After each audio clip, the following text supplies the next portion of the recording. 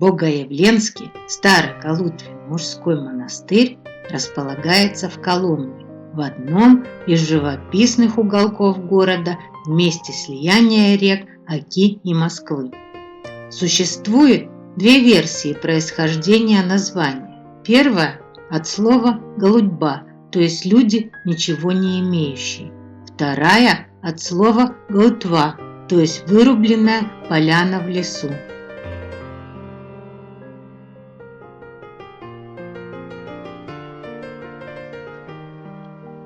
Точную дату возникновения Богоявленского Старогалутвенного монастыря ученые не могут назвать до сих пор, но считается, что обитель отсчитывает свою историю с XIV века.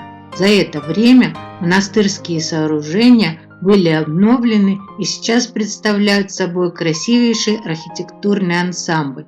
В Богоявленском Старогалутвенном монастыре хранятся два мощевика с частью животворящего креста Спасителя и тернового венца, а также покоятся мощи многих святых угодников. Монастырь находится в живописном месте на окраине Коломны. Можно увидеть Богоявленский собор, это главный храм обители, храм преподобного Сергия Радонежского и Введенский надвратный храм. Сейчас монастырь действующий и приглашает к себе как паломников, так и обычных путешественников.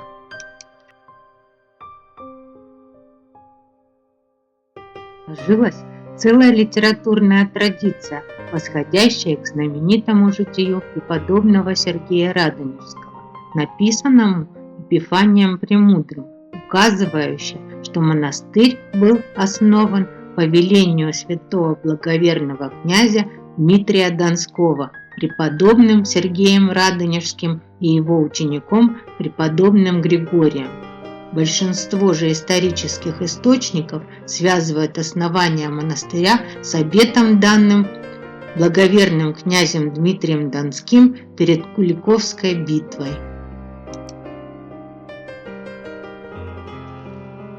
Предание утверждает, что преподобный Сергий сам лично участвовал в закладке, строительстве и освящении первого монастырского храма Богоявленского собора. До сего дня остатки этого сооружения, фундамент и цокольная часть, сберегаются в подклете второго уже Богоявленского собора, воздвигнутого над ним в XVII веке, и носят в народе название «камушки преподобного».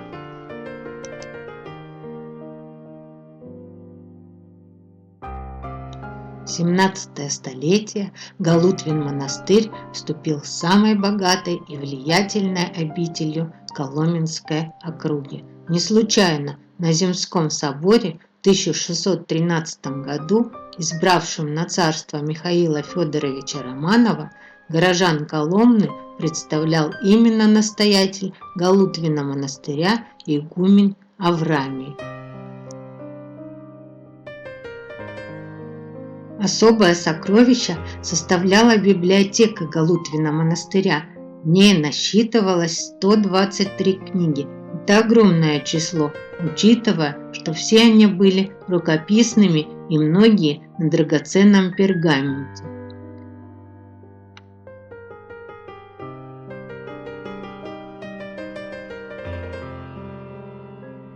XVIII век стал временем крутого поворота в судьбе древней обители.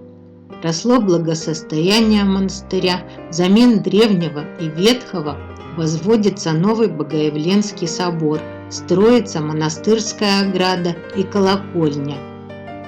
Монастырь посетила императрица Екатерина Великая, приславшая затем в Коломну придворного архитектора Казакова, который спроектировал монастырскую ограду с башнями в псевдокатолическом стиле.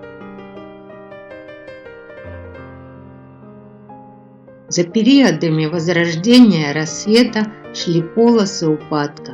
Последний всплеск духовного возрождения монастырь пережил в 1912-13 году, когда его настоятелем был назначен оптинский старец схиархимандрит Варсонофий, который, проведя в этой должности всего лишь 1 год, сумел не только исправить нестроение в духовной жители обители, утвердить ее братью на пути ко спасению, но и за счет пожертвований благотворителей и духовных чад привести в порядок монастырские постройки, келью и гостиницу.